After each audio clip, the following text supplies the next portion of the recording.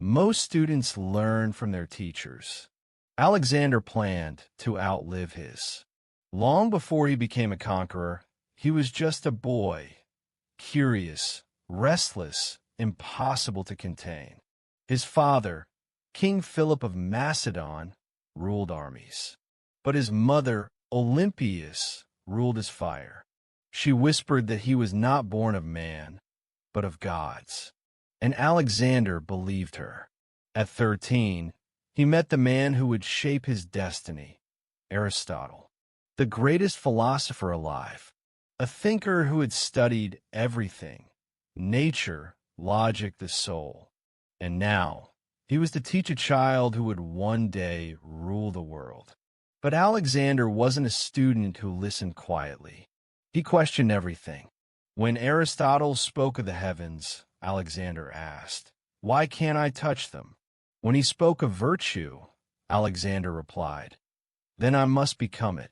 He studied Homer not for poetry, but for purpose.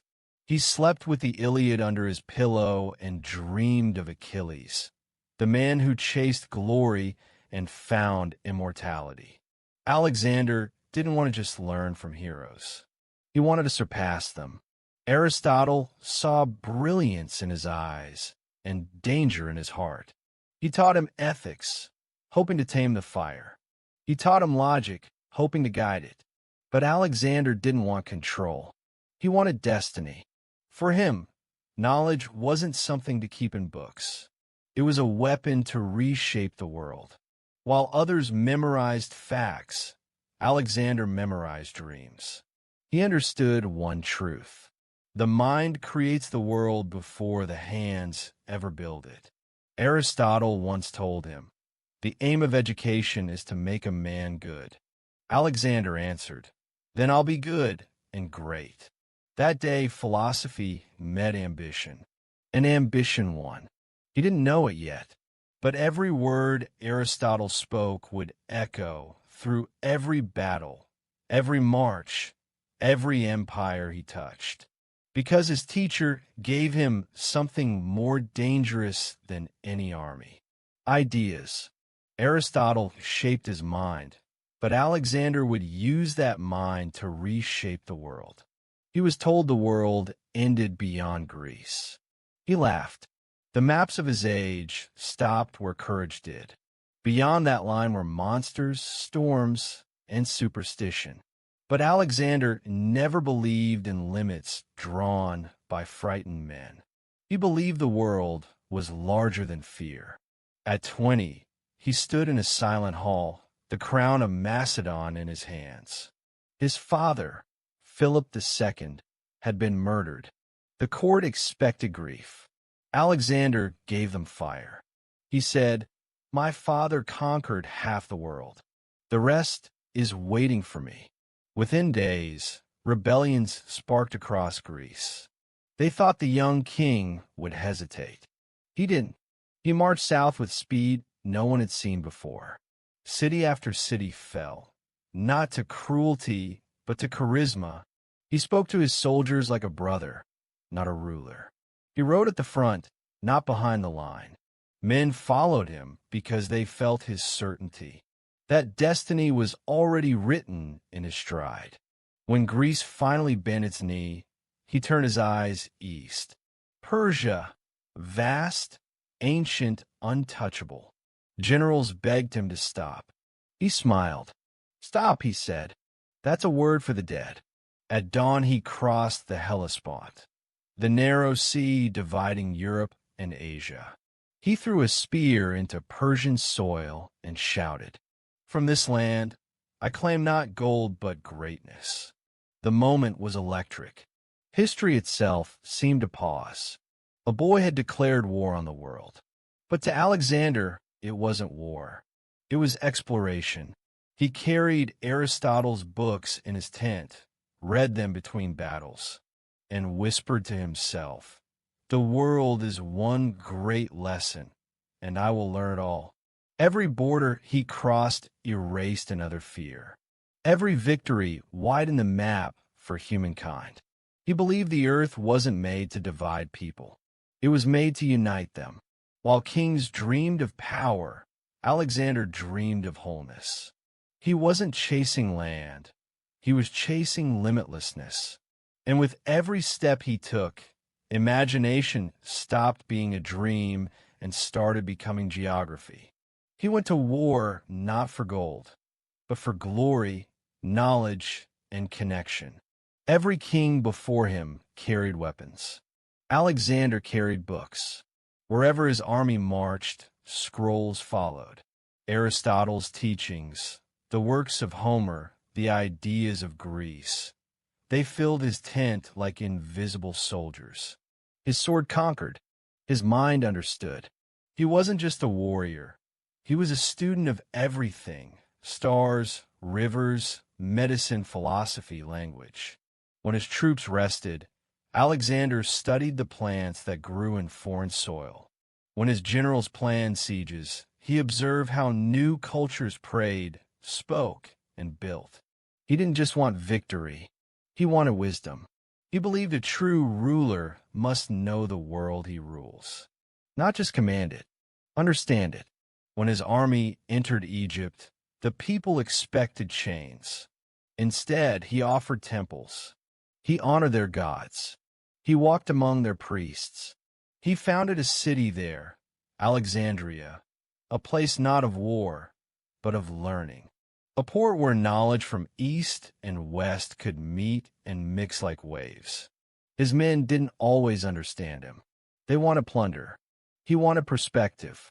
They wanted rest. He wanted meaning.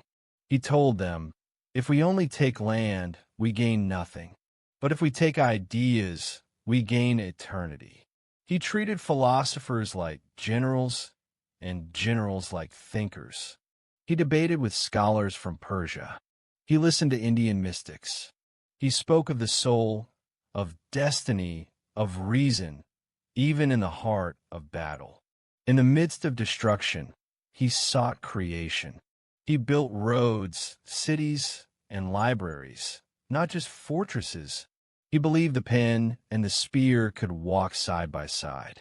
But as his fame grew, so did the tension between the two sides of himself. The philosopher who wanted to learn everything, and the conqueror who wanted to own all. Still, he pressed forward through deserts, through storms, through empires that fell like sand beneath his feet. He believed every new world carried a new truth, and he wanted them all. He wasn't just spreading empire, he was spreading ideas. And in his march, knowledge became power. While others ruled by fear, he dreamed of unity. Alexander had conquered nations, but now he wanted to conquer something far greater: division itself. Most kings built walls. He built bridges. From the deserts of Egypt to the mountains of Persia, he saw the same sun rise, the same stars burn. He realized something that no ruler before him had dared to say. We are not Greeks and barbarians. We are one people under the same sky. It was a radical idea, unthinkable, and yet he meant every word. He married Roxana, a Persian princess, a symbol of blending bloodlines, not separating them. He encouraged his soldiers to do the same. Thousands of Greek and Asian families were joined by his command, not through conquest, but through connection. He began wearing Persian robes, learning their customs, and respecting their gods. When questioned, he said, "How can I rule them if I do not understand them?" To his generals, this was madness. To Alexander, it was progress.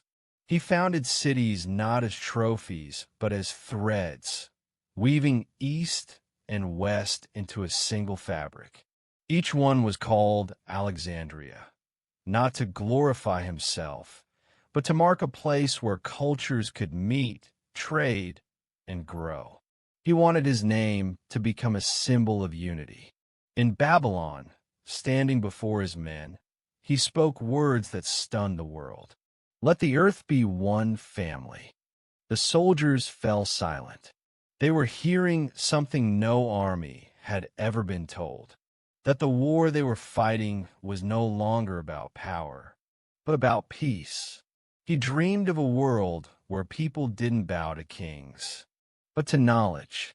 A world where wisdom and respect were stronger than borders. His dream was too big for his time, too bold for the world he lived in. But it planted a seed that would one day grow into the idea of global civilization. He conquered nations, but what he truly wanted was connection. And that, perhaps, was his greatest victory. The world called him great. He called himself unfinished. By now, he had everything men spent lifetimes chasing: gold, glory, and gods whispering his name. But inside there was still a storm, because Alexander didn't just chase victory, he chased meaning. He stood on the edge of India, where no Greek had ever been. The monsoon rain fell like arrows, the rivers flooded like oceans, and yet his eyes were somewhere else, beyond the horizon. His generals begged him to stop. "Turn back, my king. You've already conquered the world." Alexander smiled faintly and asked, "Have I? Or have I just started to see how small it truly is?" He was 29. The world bowed to him, but he still felt incomplete. He began to ask questions no sword could answer. What lies beyond these lands? What lies beyond life itself? He wrote to Aristotle, wondering whether the soul has limits, whether the human spirit could ever be fully satisfied. He didn't march only for territory anymore. He marched for understanding. He was still the student, only now the world was his classroom. Every night he looked at the stars, the same stars he had studied as a boy, and whispered to them as if they could speak back. "Have I done enough? Will I be remembered for my mind, or just my sword?" He asked questions that kings were never supposed to ask, not about conquest, but about conscience. What makes a man great? Is it how far he goes, or why he goes there? His men wanted rest. He wanted purpose.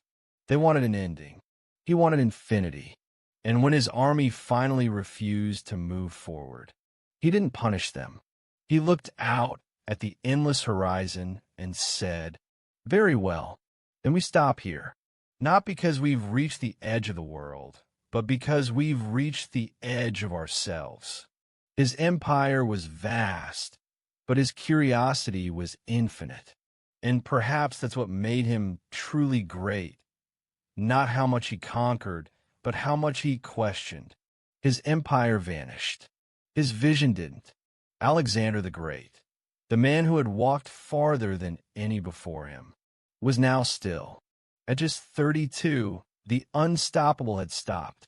Some said it was poison. Some said it was fever.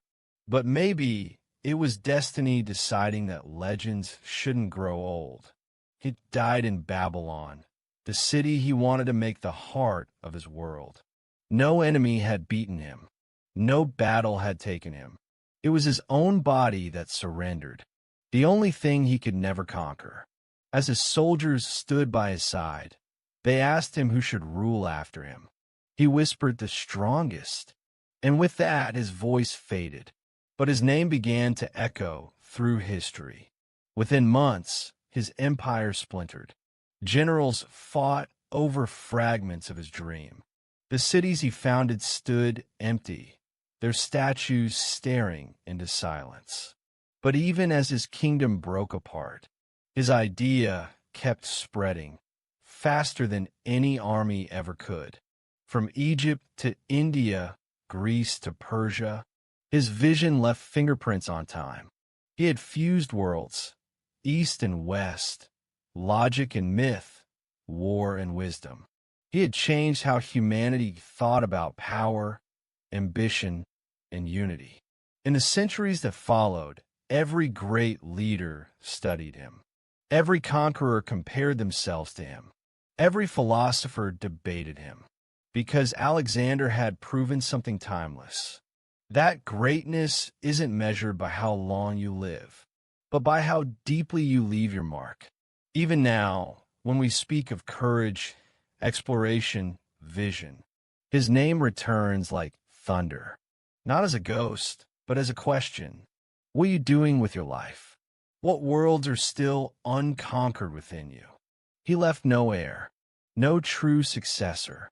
But maybe that was the point, because Alexander's greatest empire wasn't on the map. It was in the minds of those who dared to dream beyond borders. Because the greatest conquest isn't the world outside you. It's the world within you. And that's where Alexander still lives. In every soul bold enough to believe that the impossible is possible.